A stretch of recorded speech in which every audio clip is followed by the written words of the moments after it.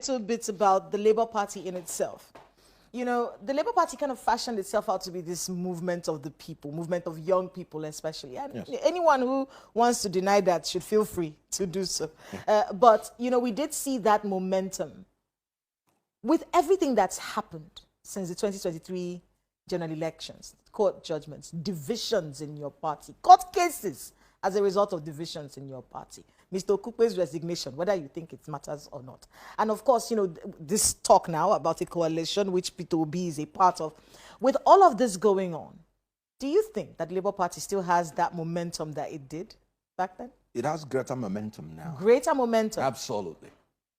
I am telling you, because Obi has more followers. As a matter of fact, he is now... You see, that's something I've noticed in this conversation, Mr. Kenneth. No, I will say, in Labour Party, you will say Obi. You're sure? Is there a difference between Labour Party and Obi? No. You should know better than myself that whoever is the presidential candidate is regarded as the leader of the party. So you're saying the Labour Party and Peter Obi have more supporters now? Absolutely. Absolutely. That's one. Secondly, there's no division in Labour Party. Not one. And if you call me any day, I will prove it. To differ, sir. Can you differ? Starting from you. Let me start. Let me give you the arguments against it. Go ahead. First of all, remember the court case between the two different heads of the party? Which who and who? You know that. You know this. So I am a lawyer. Yes. So that it's not as if I. Are you saying that there has never been a division in the Labour Party? There has never been any court case between any leader of this side, maybe faction, and this side. Quote me on that. Okay. None. And I say, ask me the question. I have said it now openly. I am saying it. Tell me the leader you have in mind. Tell me the case he has in court. Tell me whether he's a party to that case. So what really happened with Apapa and Abure? Good. There is no court case anywhere in Nigeria. I have heard this school of thought. That was why I didn't want to mention that name. Where you have Apapa as a plaintiff and Abure as a defendant. And quote me as a lawyer. There is no case like that. There is no case like that. If there is any, bring it on. Okay. So absolute unity in the Labour Party. Oneness. Haven't done anything wrong. There will always be political charlatans. Have you ever seen a place where you have only two people? Are there political charlatans in the Labour Party? There are political charlatans everywhere in Nigeria. Are there in the Labour Party? Are they there? I said everywhere in Nigeria. Labour Party is part of Nigeria. Everywhere. Singing hallelujah to the leaders, even when the leader is cursing their mother.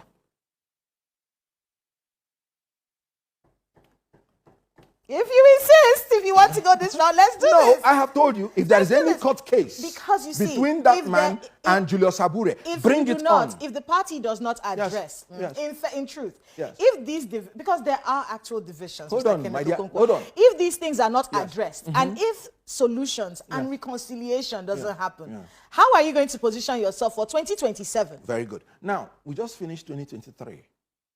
How many of their purported candidates ever was recognized by the court as genuine? Do you know they went to Supreme Court? And our candidates were not even party to it. And yet Supreme Court told them to get out your medicine interlopers. So even you're mentioning that there's a faction, you're being contemptuous of the court orders and judgment of court. No, we didn't say that. And let me tell you. We didn't say that they were. We didn't say that they were. They went factions. to. No, that's what I'm saying. We said that there was an impasse. No, there was an impasse. We didn't say that there was. I had faction from your mouth, but you have the right to withdraw. You did not say faction. I refuse to agree. They went to Bini. We said that there was an impasse in your party. They went to Bini. Okay, so extort money. So you're now explaining to us the things that you said didn't happen. No, I said there are political charlatans everywhere. That's what I regard. That's what I refer to them. So you're referring now to the political charlatans. I've always said that. I've always said that. Okay. So what happened when they went to Benin? They went to extort people in the name of organizing a gubernatorial election. That's extortion. That is crime. As a matter of fact, you don't even understand. They don't even know that the citizens of Benin have the right to arrest them with reasonable force and hand them over to the police. And I'm talking about Section 39 of the Police Act. Anybody you catch committing crime in your presence, you have a duty as a citizen to apprehend that person and hand the person over to the police. They went there to extort people, even after the judgments of the court. Okay, in Imo State, will it please you to know that the Apapa faction organized their own faction. You see, The Labour Party youth leader organized his own faction. So you said Apapa faction. So there's an Apapa faction. No, not in Labour Party. Let me write it down. Apapa faction as in their political charlatanism. I'm not talking about Labour Party. Now, even the Labour Party purported youth leader organized his own gubernatorial election away from their Papa. And they were extorting money from people. Now, without even our candidate being a party to it, Supreme Court threw it out. Is that not extortion on those candidates? Should we leave them to be doing these things? No. If a man comes to your house and defecates, you use a stick and break his head. That is cultural from where I come from. Before you hand him over to the police. So if people are resisting extortion, it is legal. It is according to the law. Every citizen should help the security agencies to do what? To fight crime. In positioning itself for 2027, yes. is this party the one that is going to wrestle power away from the All Progressives Congress in 2027? As is. I am really very surprised. As is, Kenneth Okonkwo. Is this the party that is going to do it as it is? Or are there things that need to be fixed? Let's look inwards. Are there things that need to be looked at? You don't think so? None at all. When you introduced me, you did not add prophets to my name.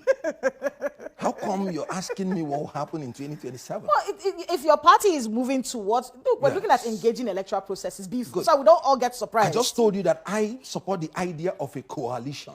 And I told you it's a platform and it's negotiable. So we are negotiating and there is no way I can tell you the result. So watch out the events. I wouldn't know how anything will turn out. What would be ideal what I know for you? What would is be that ideal for P2B is consistent in his fight for a new Nigeria based on his 7-point agenda, which if circumstances change, new things can be added. Before 2009 in Nigeria, we didn't have this kind of insurgency. Should he be pushing that 7-point agenda under the umbrella of the Labour Party? He's a member of Labour Party now. That's what he would do. That's what he will continue to do, except there is any new arrangement. I mean, is there a possibility of a new arrangement? Why not? Why not? How so? Change is the only thing that is constant.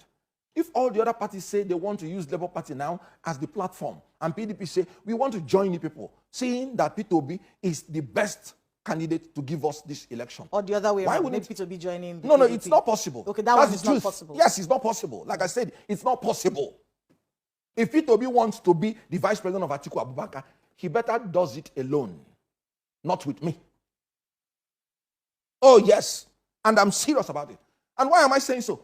A man is approaching 80 years. 80 years. And you're talking about, by 2027, how old will he be? There is no other younger person. You know what Wole Soyinka said? He said, when I went to Aso Rock, I told the president not to run. That I had told you not to run. He said it. He said Atiku. It was based on age. There was nothing personal. Babangida said he would prefer anybody that is younger to become president. And then you're saying after our fighting in 2023 and P2B had a chance of being a VP and he did not become a VP, and in 2027 he will now go back when the man has degenerated more in age and in capacity, then he will now go back to become VP. And then you want Kenneth Okonkwo to say what? No, what will I tell Nigerians?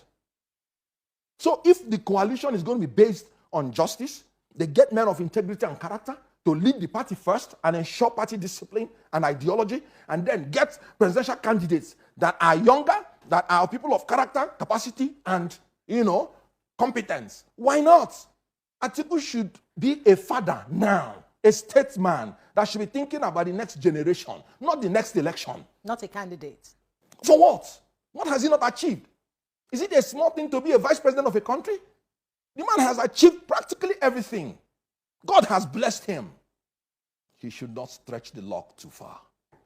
Okay. I'm sure he has heard you. I want you to be able to get what time is so far spent. I mean, I want you to be able to get your thoughts on a lot of the things that are going on in the country. Of course, everyone has been talking about it. Just in a few, if you can shorten responses, with the suspension of Betta Edu, let's start with that one. It's brought up the conversation about intervention programs in general. Yes. I know a lot of lawyers who are against the concept of intervention programs at all. What do you, and of course we've seen the president suspend the NSIPs. Yes. What do you make of that humanitarian affairs minister situation and the suspension of social investment programs in the country? The concept of that program is corruption. So you're among those. I suspected you'd be among those lawyers. No, it ought not to have been there in the first place. If you wanted to give palliatives to Nigerians, the best thing is you wouldn't have removed oil subsidy.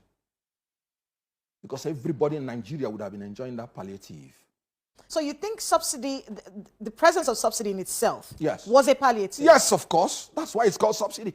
So why are you taking away the subsidy that Nigerians would have been enjoying, and you're replacing it with subsidy that you'll be sharing money to your ministers in the name of helping poor people? This is one the first minister time. got 438 million. Hold on, before we start to say figures that we cannot. No, it is there in the open. Are you absolutely telling us right now that yes, you are against the removal of fuel subsidy? Let me tell you, the first thing I said was I do not support subsidy. And it is in the sense that we ought not to be paying subsidy in the first place. Mm-hmm. How can a nation that is about the 6th largest producer of oil in the world be paying subsidy? That's an indictment. That shows the incompetence and corruption. So I was not against subsidy in the sense that it is being used to help people. I was against it that we ought not to have been paying it. Mm-hmm. So we should do the right thing to make us not to pay it, mm-hmm, which is repairing our refineries, selling those ones that are public. Okay, so removing the fuel subsidy. Yes. When it is punishment on the people when you don't have alternative, then you're talking about palliative. What do you mean by palliative? If you want to give people palliatives, don't remove the subsidy because it's palliative in its own, which will have positive effect in the country. You don't remove the palliative that will have positive effect and start sharing the loot among your ministers. So I told them when they removed it, say, no, you've made a mistake because you would have destroyed your economy. That's why I told them they should be careful in coming out of subsidy. I campaigned against subsidy in the sense that it is corruption and incompetence that made us to be paying it in the first place when we have 4 refineries.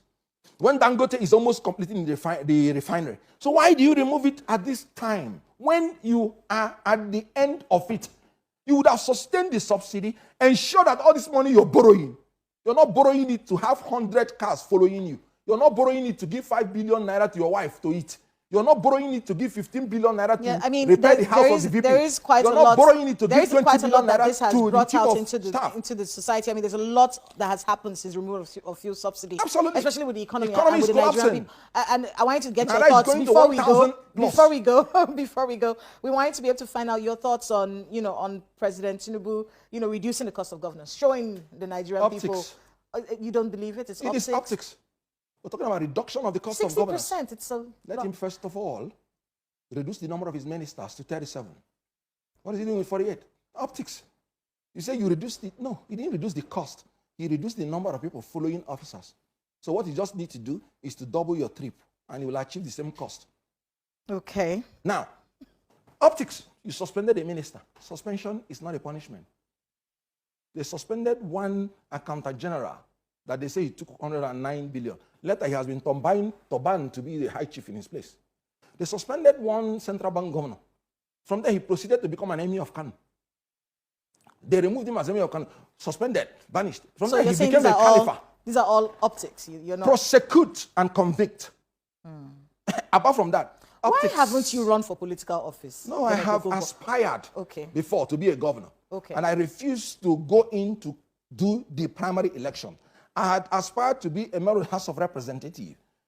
The situation was not clean enough for me to go in. What about now? Now, I am fighting for a new Nigeria. You have to secure the ground first before looking for the mats. That is why I looked for a politician that I believe that has what it takes to bring a new Nigeria. Can't you see I'm focusing on the presidency? Because if we don't get the president right in Nigeria, we will not get anything right. The reason is because we have either rightly or wrongly evolved a political tradition where the elected people are the leaders of the political party. Immediately, they are elected. Now, the president has all it takes to change Nigeria. That's why I'm concentrating on God giving us the right candidate that will give us a new Nigeria. So now, my personal ambition is secondary to the pursuit for a new Nigeria.